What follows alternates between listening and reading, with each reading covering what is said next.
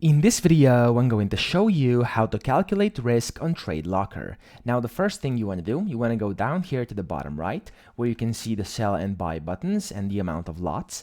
And here, you want to click on this arrow up to see more settings. And if you actually want to calculate risk, click on risk over here next to the amount of lots you are trying to buy.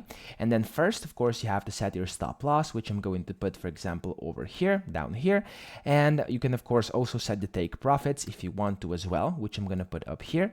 And then what you can then do is basically you have to select how much you're willing to risk. So you can do it in dollars over here. So for example, I'm willing to risk $50 and it's going to automatically calculate and of course adjust your risk over here. Or you can do how much of your total account balance, so what percentage you want to risk. So you can go ahead and, for example, press 1% over here. It's going to adjust the dollar amount as well as the amount of lots, and that way you've successfully calculated your risk on TradeLocker. Once you are happy, you can go ahead and click on buy over here, confirm it, and you've successfully bought, and that's pretty much it. So I hope this video helped you out. If it did, please subscribe to the channel and help me out as well.